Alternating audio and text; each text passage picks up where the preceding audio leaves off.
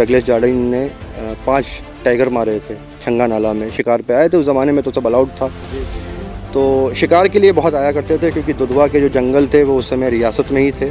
तो बिलराया जो railway station है यहाँ से लगभग 9 किलोमीटर की दूरी पे है, वहाँ पे लखनऊ से उनकी ट्रेन आई और उनके स्वागत के लिए 9 किलोमीटर लंबी महल से रेलवे स्टेशन तक के लाल कारपेट उनकी स्वागत के लिए, रेड कारपेट उनके स्वागत के लिए बिछाया गया था।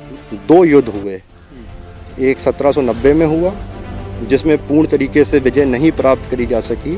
1795 में दूसरी बार बंजारों के साथ युद्ध हुआ जिसमें 5 साल के अंतराल में, जिसमें खेरीगढ़ के जो राजा थे उन्होंने बंजारों को हरा के पूरे इस क्षेत्र में अपना दबदबा बनाया।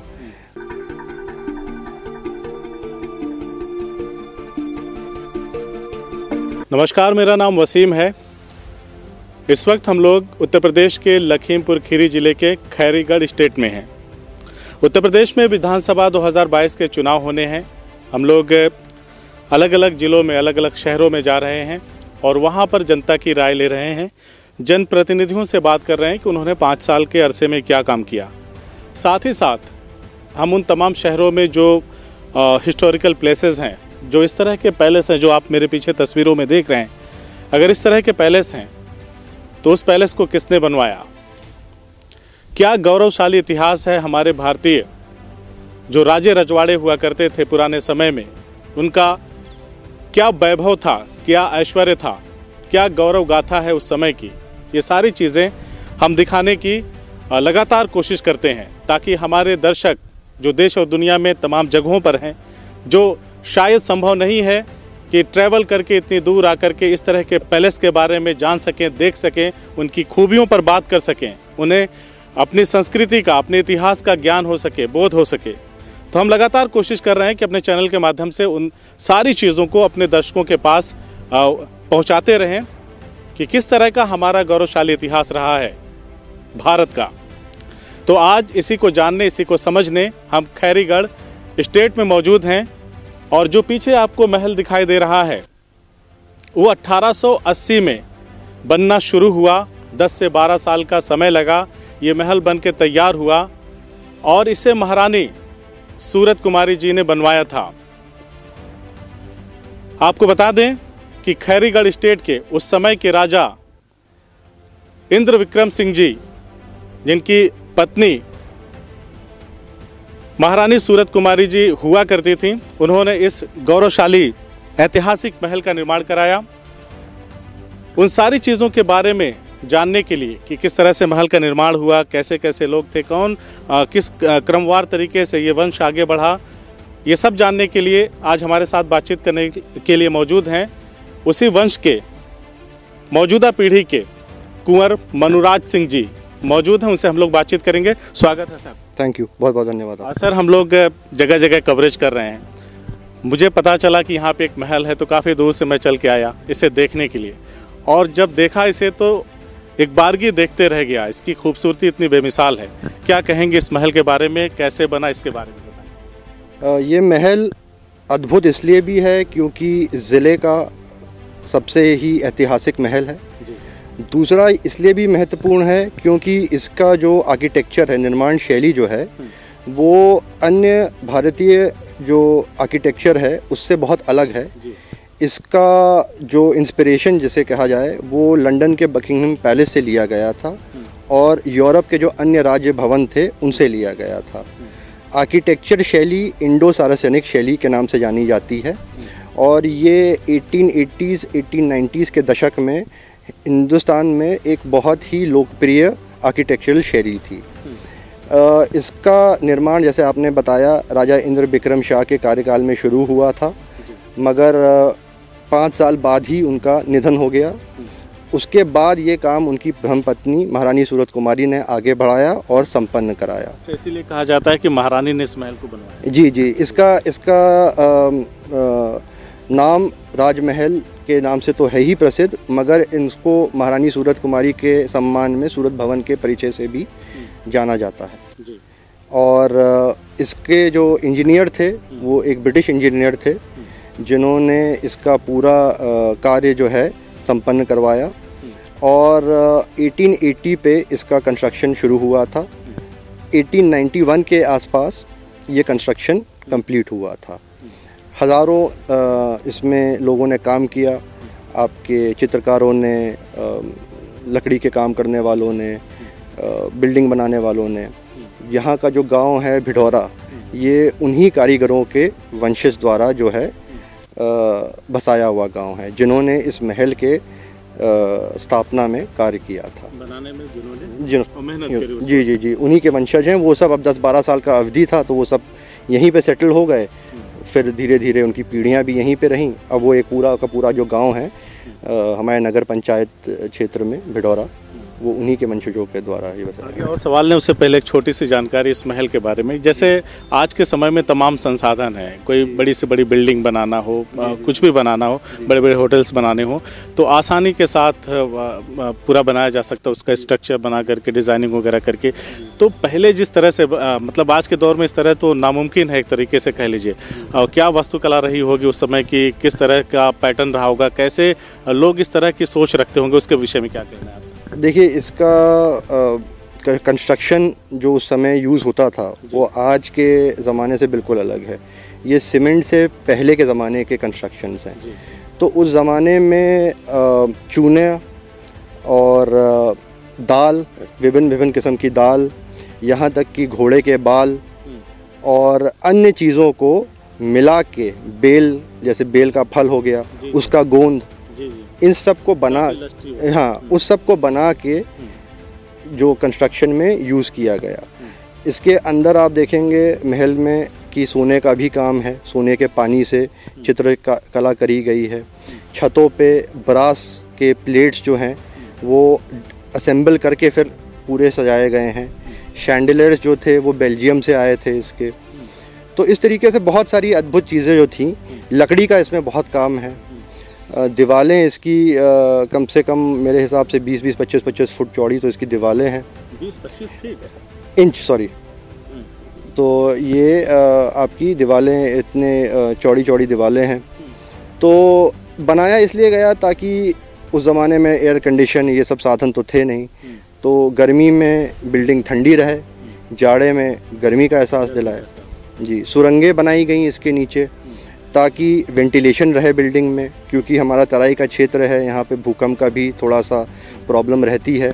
तो बनाया इससे गया था कि ये भारी से भारी भूकंप के झटकों को भी अब्जॉर्ब कर सके, और जो फ्लड का पानी जैसे पहले आ जाया करता था तो उससे बिल्डिंग को डैमेज ना हो, इसलिए सुरंगें भी बनाई गई थी।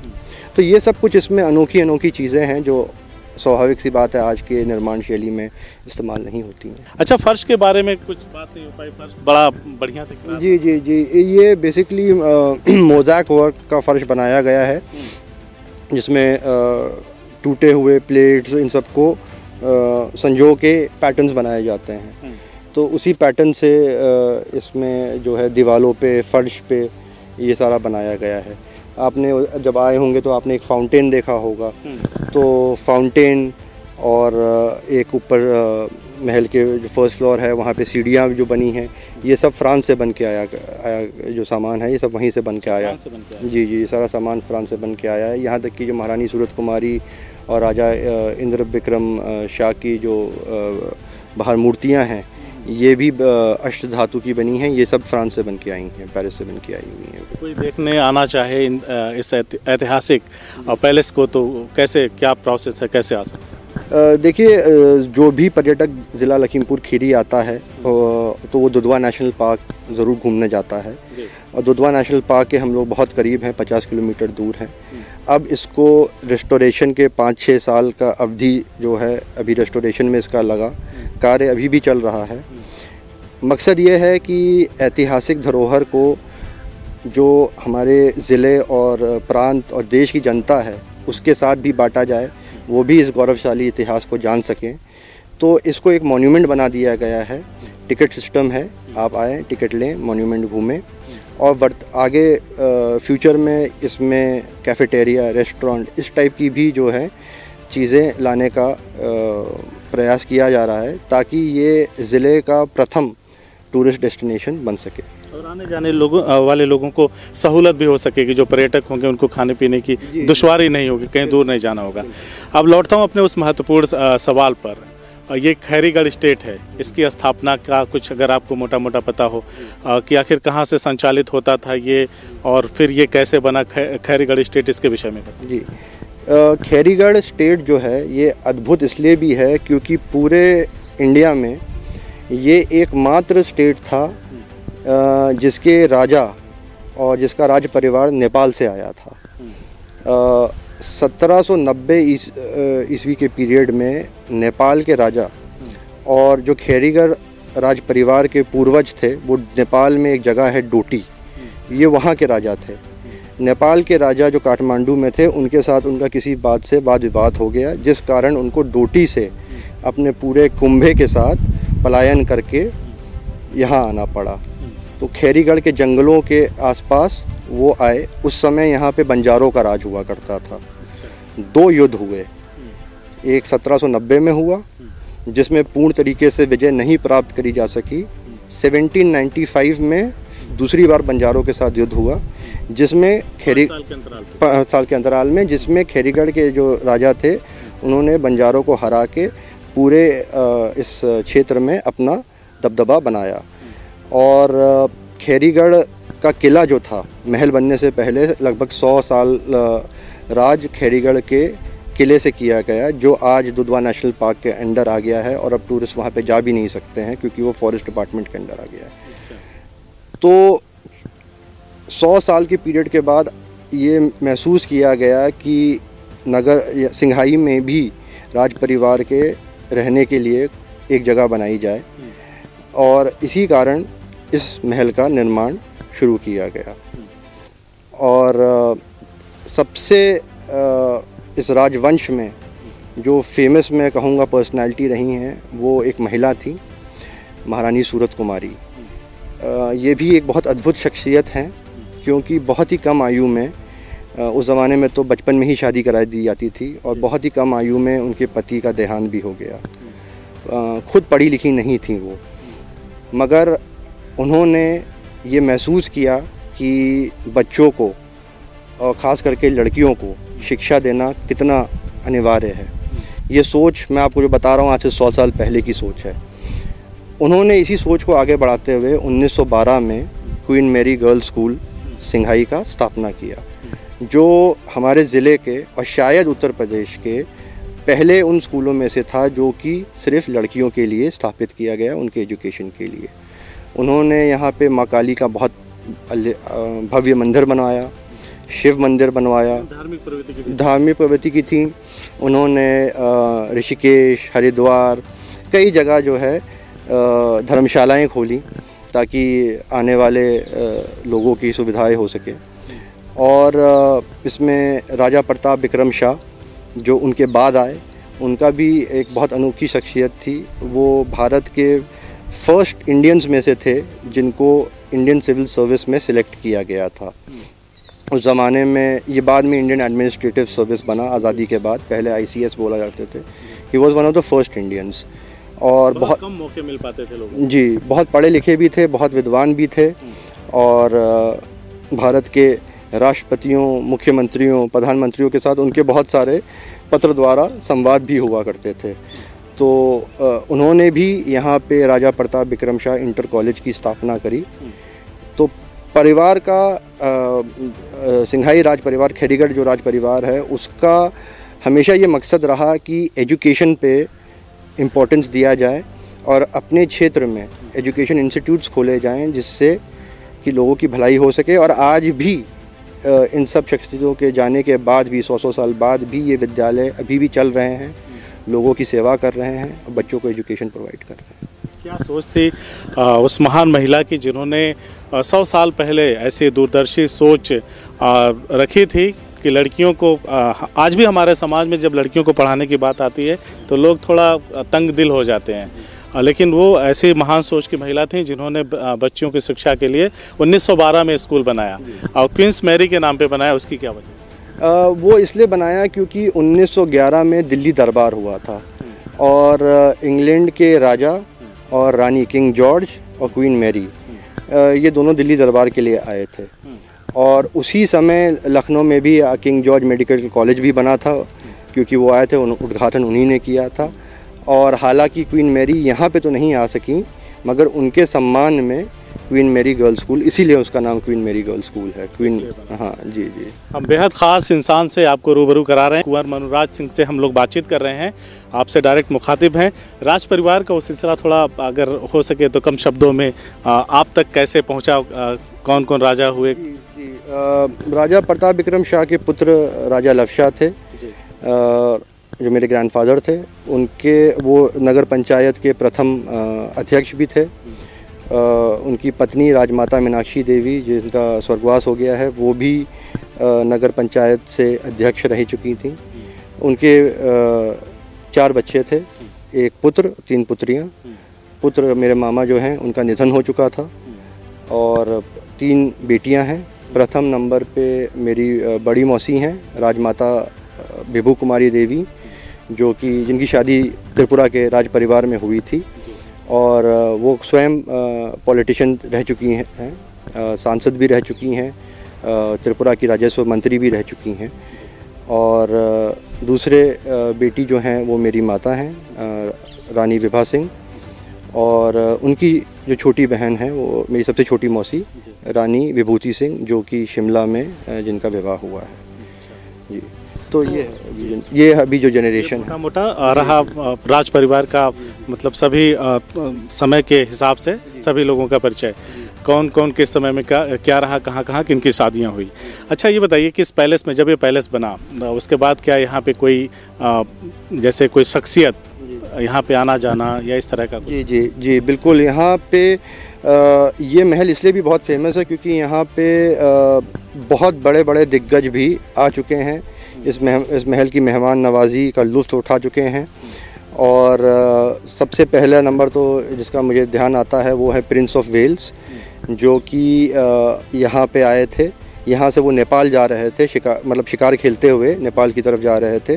तो बेलराया जो रेलवे स्टेशन है यहाँ से लगभग 9 किलोमीटर की दूरी पे है, वहाँ पे लखनऊ से उनकी ट्रेन आई, और उनके स्वागत के लिए 9 किलोमीटर लंबी महल से रेलवे स्टेशन तक के लाल कारपेट उनकी स्वागत के लिए, रेड कारपेट उनके स्वागत के लिए बिछाया गया था। 9 किलोमीटर तक? जी जी जी जी 9 किलोमीटर लंबी कारपेट बिछाई गई थी।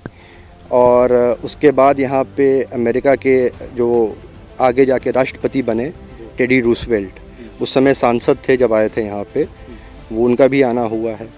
इंग्लैंड क्रिकेट टीम के जो कैप्टन थे डगलस जार्डीन, ये बड़े फेमस थे बॉडी लाइन के लिए। ये डॉन ब्रैडमैन जो थे ऑस्ट्रेलिया के सीरीज के नाम से, जी जी जी जी, ये उसी टीम के, हाँ उसी टीम के कैप्टन थे।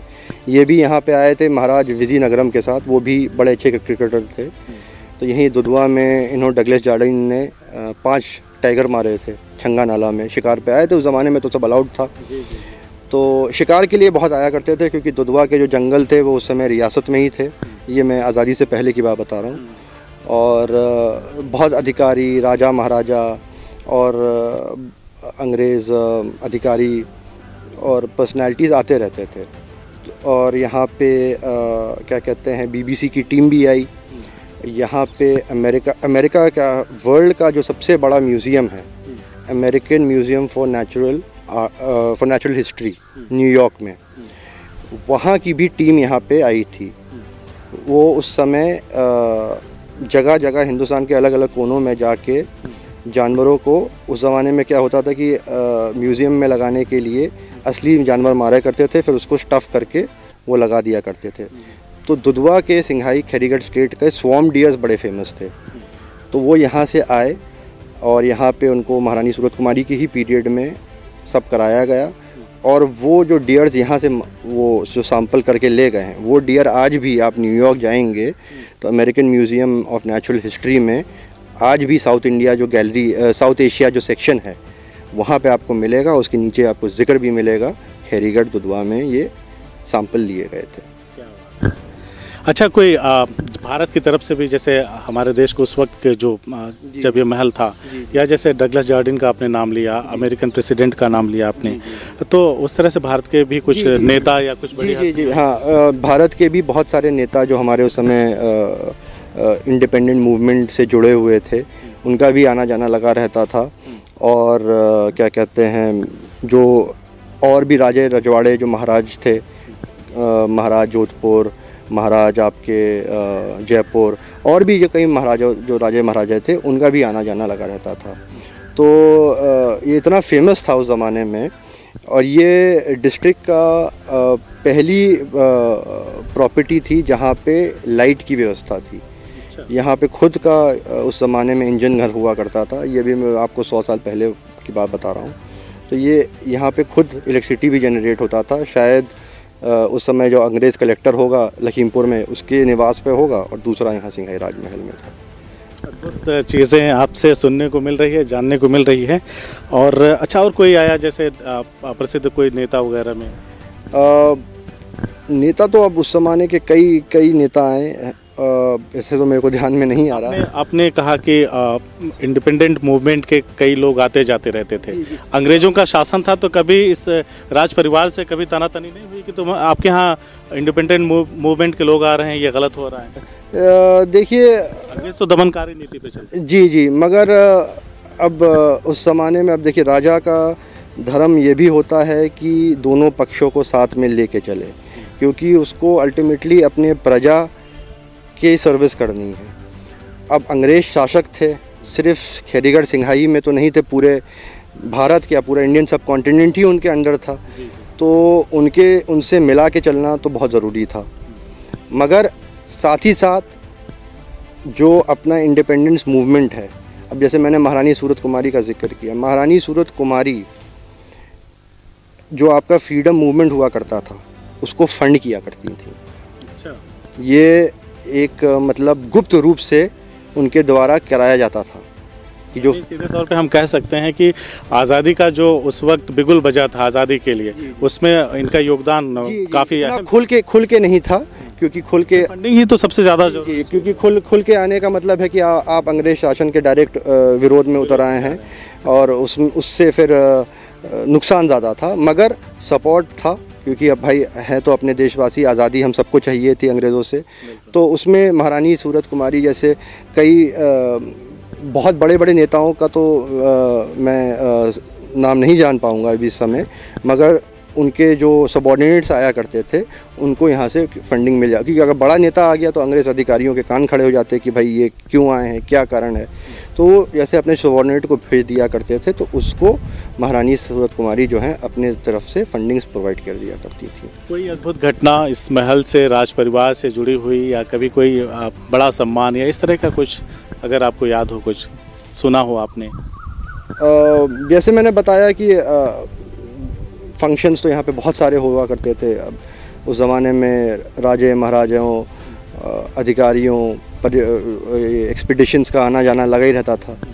तो काफ़ी कुछ हुआ करता था उस ज़माने में। हाथी भी बहुत हुआ करते थे यहाँ पे। तो महारानी सूरत कुमारी जो थी, जब यहाँ से निकलती थी तो पूरे रोड के दोनों तरफ लोग जो हैं एकत्रित हो जाया करते थे, और वो लोगों को हाथी से ही जो है दान या जो भी उनको देना हुआ करता था। तो वो बहुत लोकप्रिय भी थी। और सिंघाई के एक राजा के बारे में तो ये भी कहा गया है कि वो इतने प्रतापी थे कि एक बार उस ज़माने में जो लखनऊ के नवाब थे, उनके जब लखनऊ गए वो नवाब लखनऊ से मिलने, तो जब वो इंटर कर रहे थे, जो बाज़ार से जो वो पैलेस की तरफ जा रहे थे, तो वो इतने लोगों का कहना था कि इतने उनमें प्रताप था, इतना वो था कि जितने बर्तन थे दोनों साइड वो सब क्रैक करने लग गए। तब पता चला कि ये कैसे हो गया, ये कहाँ के राजा हैं। तो पता चला कि ये खैरीगढ़ स्टेट के राजा हैं। तो ये सब कुछ बातें हैं जो कि सुनने को आती हैं। बातें सच हो सकती हैं, या ये बातें उस वक्त को परिभाषित करने के लिए कि कितना प्रताप था, कितना उनमें बाहुबल था या कितना वो शक्तिशाली थे, उस चीज़ को प्रदर्शित करने के लिए अक्सर ये लाइनें लिखी जाती थी। ऐसा भी हो सकता है। बिल्कुल जी जी। अच्छा, कोई सम्मान वगैरह मिला कभी, जैसे जब हम लोग अनौपचारिक बातचीत कर रहे थे, कौसरे हिंद या ऐसा कुछ? जी जी, महारानी सूरत कुमारी को 2 टाइटल दिए गए थे क्योंकि उन्होंने समाज की इतनी सेवा करी। मैंने जैसे आपको बताया, मंदिर बनाए, धर्मशालाएं बनाई, सब बनाया, तो उनको कैसरे हिंद का टाइटल था। और उनको एक कहाँ से मिला था कैसे? ये अंग्रेज़ सरकार ने ही उन पे, जो प्रांत की उस समय सरकार थी, यूनाइटेड प्रोविंसेस बोला करते थे उस ज़माने में, तो उन्हीं ने इनको सम्मानित किया। जो उस ज़माने में आपके यूनाइटेड प्रोविंस के जो गवर्नर थे, उन्होंने उनको सम्मानित किया और उनको एक खिताब और नवाजा गया था, OBE, उसको बोलते हैं Order of the British Empire. तो वो भी उनको जो सम्मान के दिया गया। और क्योंकि ये जैसे राजा रानी का टाइटल है स्टेट को, जैसे बहुत बड़ी स्टेट है तो उसको महाराजा महारानी का टाइटल होता है, छोटी स्टेट होती है तो उसको राजा रानी का। मगर क्योंकि महारानी सूरत कुमारी ने इतना किया था अपने जीवन काल में कि उनको अंग्रेज़ों ने रानी से महारानी का खिताब उनको दिया, सामाजिक दोनों तौर से जी। तो ये सब कुछ सम्मान है जो उनको दिए गए। और जो बाकी उनके जो वंशज रहे हैं वो अपने अपने तौर पे अपने अपने स्तरों पे काम करते रहे हैं, जिनको पब्लिक ने अप्रिशिएट किया है। अब सबसे फेमस तो हमारे महारानी सूरत कुमारी हैं। गौरवशाली इतिहास समय के साथ चलता रहा। आज हम आपसे बात कर रहे हैं, कुंवर मनराज सिंह जी से बात कर रहे हैं। आप क्या कर रहे हैं, थोड़ा सा उसके बारे में ही बताएं कि वो तो वक्त था इतिहास का, वर्तमान में क्या हो रहा है? जी, तो मैं भारतीय सांस्कृतिक निधि एक संस्था है, NGO है, जो यूनेस्को लिस्टेड भी है, जो आपके प्राचीन ऐतिहासिक इमारतें हैं उसके संरक्षण का पूरे इंडिया में काम करती है। तो ज़िले का कार्य लखीमपुर खीरी का ये मेरा अंडर आता है। तो मैं ये कार्य तो करता ही हूँ, मगर पिछले 5 साल से महल जो था ये काफ़ी क्षतिग्रस्त कंडीशन में था, मेंटेनेंस कई सालों से हुआ नहीं था। तो पिछले 5-6 वर्ष से हम लोग इसको पूरा रिनोवेट कर रहे हैं और मकसद इसी है कि इस बिल्डिंग को भी एक नया जीवन मिल सके और पर्यटकों को भी एक नई चीज़ देखने को मिले।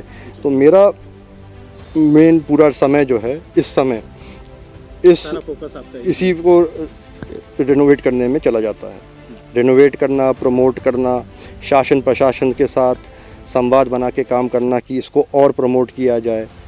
तो फ़िलहाल तो मेरा पूरा मेन मकसद इसी को, टूरिज़्म का मेरा मेन मकसद इस समय ये है कि इसको ज़िले का टॉप टूरिस्ट डेस्टिनेशन जो है आने वाले। ऐसा अगर होता है तो अन्य लोगों को भी रोज़गार के तमाम संसाधन मुहैया। बिल्कुल मिला है। जब से यहाँ पे कार्य शुरू हुआ है, जब से यहाँ पे टूरिज़्म के आने से लोग पर्यटकों को आना चालू हुआ है, यहाँ पे कई लोगों को एम्प्लॉयमेंट भी मिला है। स्वाभाविक सी बात है, जब पर्यटकों का आवागमन ज़्यादा हो जाएगा तो स्टाफ ज़्यादा बढ़ जाएगा। स्टाफ ज़्यादा बढ़ेगा तो इसका मतलब है कि कई परिवार हैं उनको सहारा मिलेगा। तो ये तो निश्चित तौर पे हो रहा है और जैसे जैसे इसका प्रोग्रेस होता जाएगा और लोग जुड़ते जाएंगे, डायरेक्ट और इनडायरेक्ट सबको फ़ायदा होगा। एक कहावत है सर कि अगर आपको अपने भविष्य के बारे में सोचना है तो आपको अपने वर्तमान मतलब आपका वर्तमान और भविष्य आपके जो बीत चुका है वक्त उस पर टिका हुआ है। तो आप क्या कहना चाहेंगे सरकार से, आम जनता से, ताकि अगर मैंने कई जगह देखा इस तरह के हिस्टोरिकल प्लेसेस हैं, महल वगैरह हैं, कुछ पुराने मंदिर हैं, वो पूरी तरीके से अव्यवस्थित हो चुके हैं, जीर्ण शीर्ण अवस्था में पहुंच चुके हैं, ध्वस्त हो चुके हैं। सरकार ध्यान नहीं देती, संरक्षित इमारत का एक बोर्ड लगा के अपना इतिश्री कर लेती है। तो आपका क्या कहना है, क्या निवेदन करेंगे सरकार से, क्या आग्रह करेंगे? देखिए, इसमें सरकार को अकेले ब्लेम करना भी ठीक नहीं है। इसमें थोड़ा सा जनता का भी, मैंने कहा हाँ जी, पब्लिक की भी जागरूकता बहुत ज़रूरी है।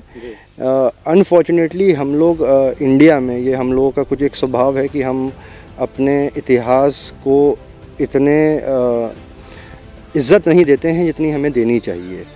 अब अगर आप बाहर कहीं चले जाएं, किसी भी विदेश चले जाएं, तो वहाँ पे अगर उनकी एक छोटी सी दीवार भी टूटी पड़ी है अगर 100-200 साल पुरानी, तो वो इसको इस तरीके से संरक्षित करते हैं और उसके पास एक ऐसी टूरिज़्म की व्यवस्था बना देते हैं कि उस जगह का पूरा इकोनॉमिक्स ही चेंज हो जाता है। हिंदुस्तान में अनफॉर्चुनेटली जैसे आपके ASI और ये ऑर्गेनाइजेशन है, ये जो बड़े मॉन्यूमेंट्स हैं, जो लाइमलाइट में मॉन्यूमेंट्स हैं, वहाँ पे तो काम बहुत अच्छा होता है, मगर कई, जैसे आपने जिक्र किया, कई ऐसे मॉन्यूमेंट्स हैं जहाँ पे सिर्फ बोर्ड लग जाते हैं और वहाँ पे कुछ होता नहीं। कुछ फंडिंग का मुझे लगता है, कुछ लैक ऑफ विजन भी मुझे लगता है सरकार की तरफ से कि इस पे ठीक से फोकस नहीं किया जाता है, क्योंकि आपको एक्सपर्ट्स को लाना ज़रूरी है और बिना एक्सपर्ट्स को लाए आप किसी भी बिल्डिंग को संरक्षित करके उसका फ्यूचर प्लान भी बनाना ज़रूरी है कि इसको मेंटेन कैसे किया जाए। लोग आए, अगर कोई आगरा का ताजमहल देखने आए तो इस जगह पे आके, लखीमपुर जनपद में आके इस महल को भी देखे, या इस महल के जैसे अन्य चीज़ें हैं वहाँ भी जा सके। बिल्कुल जा सके, और इसको सरकार से मेरा तो यही अपील होगा कि प्राइवेट मॉन्यूमेंट्स के साथ, जो प्राइवेट प्रॉपर्टीज़ हैं उसके साथ सौतेला व्यवहार ना करें, क्योंकि ये भी देश की धरोहर है, इसका भी गौरवशाली इतिहास है, और इसको सपोर्ट करें। आर्थिक रूप से ना करें तो कम से कम मार्केटिंग के रूप से करें, कम से कम जो उसके संरक्षण में मदद करें। कई ऐतिहासिक मॉन्यूमेंट्स ऐसे भी हैं जहाँ पे अवैध लोगों ने कब्ज़ा कर लिया है, तोड़ दिया है मॉन्यूमेंट, और तो ऐसी जगह हैं जहाँ पे इनको ज़्यादा सीरियस रोल अदा करना चाहिए। और पब्लिक को भी ये समझना चाहिए कि अगर आप आ रहे हैं कहीं घूमने के लिए और अगर आप 10 या 20 रुपए का टिकट ले रहे हैं, फॉर एग्ज़ाम्पल बता रहा हूँ मैं, तो आपका आपके धरोहर को बचाने में एक बहुत छोटा सा योगदान ये भी है। तो ये आदमी को इस हिसाब से भी सोचना चाहिए। और पब्लिक से भी मैं यही अपील करूँगा कि आप ही की धरोहर है, आप ही की देश की धरोहर है, यही चीज़ जो है ये हम लोगों को एक अलग आइडेंटिटी देती है। अगर हम नहीं संभले तो ये सारी चीज़ें जो हम साक्षात देख रहे हैं सिर्फ तस्वीरों में कैद हो, फिर तो लिप्त हो जाएगी। फिर तो सीमेंट जैसे एक शहर से दूसरे शहर में कोई वही नहीं, डिफरेंस ही नहीं रहेगा। हर शहर का, हर जगह का एक अपना कल्चर होता है। वो कल्चर सिर्फ लोगों के रहन सहन से नहीं, वहाँ की ऐतिहासिक इमारतों से भी जुड़ा हुआ होता है। तो जब आप इसका संरक्षण ही नहीं करेंगे, जब लिप्त हो जाएगा, तो एक आने वाली पीढ़ियों का अपने पूर्वजों से वो कनेक्ट टूट जाएगा, फिर वो कभी नहीं बन पाएगा मूर्तियाँ। तो देखा आपने, हमने बात किया कुंवर मनोराज सिंह जी से, जिन्होंने सारी बातों को बताया, इस गौरवशाली इतिहास को बताया, खैरीगढ़ स्टेट के बारे में बताया, किस तरह से नेपाल से एक राजा पलायन करके आते हैं और जंगलों के बीच में रुकते हैं और फिर युद्ध होता है। 2 युद्ध लड़े जाते हैं 1790 और 1795 में, 5 साल के अंतराल पे, और फिर 100 साल तक लगभग दुधवा नेशनल पार्क में वो फोर्ट चला गया। उस किले से 100 साल के लगभग शासन किया गया, फिर इसको बनाया गया, इस पैलेस को बनाया गया जो मेरे पीछे आप देख रहे हैं। 1880 में ये पैलेस बनना शुरू हुआ और लगभग 10-12 साल में, यानी कि 1890-92 या 91 के आसपास ये तैयार हुआ। उस वक्त महारानी सूरत कुमारी, उनकी सोच ऐसी थी, इतनी दूरदर्शी महिला थी वो, कि उन्होंने 1912 में क्वीन मैरी के नाम पर एक यहाँ पे स्कूल बनाया, जो स्कूल आज भी है। 100 साल से ज़्यादा उस स्कूल को हो चुके हैं। और यहाँ पे पीछे मेरे, आप एक बार कैमरामैन से चाहूँगा कि दिखाएं, जब का ये महल बना है तब के ये मतलब जब का ये पैलेस है तब के ये पेड़ पौधे लगाए गए, और आज इतने लंबे लंबे ये वृक्ष हैं, यानी इसकी भी उम्र 130 साल कह सकते हैं। और जिस तरह से पूरा देश अभी कोरोना के टाइम में, या पूरा विश्व ऑक्सीजन के लिए परेशान रहा, तो इस तरह की आबो हवा है इस महल की, आसपास के क्षेत्रों की। एक बेहतर पर्यटन स्थल के तौर पे डेवलप करने के कोशिशों में लगातार लगे हुए हैं कुंवर मनोराज सिंह जी। अपनी कोशिशें इन्होंने जारी रखी हुई हैं, उस पर लगातार काम कर रहे हैं ताकि बाहर से पर्यटक यहाँ पे आएँ, अन्य लोगों को, जो यहाँ से संबंधित लोग रहेंगे आसपास के क्षेत्रों के, उनको यहाँ पे रोजगार के संसाधन भी मुहैया होंगे। बातचीत के दौरान डगलस जार्डिन का नाम आया। 1940 में यहाँ पर आए थे और 5 बाघों का शिकार भी किया था, आपने बताया। उस वक्त मना नहीं था, प्रतिबंधित नहीं था, तो ऐसा हो पाया। अंग्रेज़ी हुकूमत थी उस वक्त, तो इसलिए वहाँ से कप्तान आए और यहाँ पे 5 बाघों का शिकार किया। डगलस जार्डिन का जब भी जिक्र आता है, क्रिकेट का वो कप्तान जिसने डॉन ब्रैडमैन जैसे बल्लेबाज के खौफ से बचने के लिए अपने गेंदबाजों को इतनी हिदायत दी कि लगातार वो ऑस्ट्रेलियन बल्लेबाजों के शरीर को निशाना बना करके, उनके शरीर को टारगेट करके गेंदबाजी करें, ताकि अगर गेंद ऑफ स्टंप या लेग स्टंप पे रखेंगे तो आसानी से ब्रेडमैन उनकी धुनाई कर सकते हैं। इससे बचने के लिए, क्योंकि लगातार वो तिहरे शतक दोहरे शतक मार रहे थे, उससे बचने के लिए डगलस जॉर्डन ने कहा कि बॉडी लाइन अटैक करो। इस बॉडी लाइन अटैक में कई ऑस्ट्रेलियन प्लेयर घायल भी हुए और जिसकी वजह से इस सीरीज को आज भी खूनी सीरीज के तौर पे याद किया जाता है, बॉडी लाइन सीरीज के नाम से याद किया जाता है। हमने ढेर सारी बातें की आपसे और बहुत मज़ा आया और हमारे दर्शकों को भी मज़ा आया होगा। ये पूरा इतिहास देखकर गौरवशाली हमारा जो इतिहास। हमसे बातचीत करने के लिए सर बहुत बहुत धन्यवाद। CIB इंडिया न्यूज की सभी खबरों को देखने के लिए लाल रंग की बटन को दबाकर चैनल को सब्सक्राइब जरूर करें, घंटी जरूर दबाएं ताकि हमारी सभी खबरों के नोटिफिकेशंस आप तक पहुंचते रहें।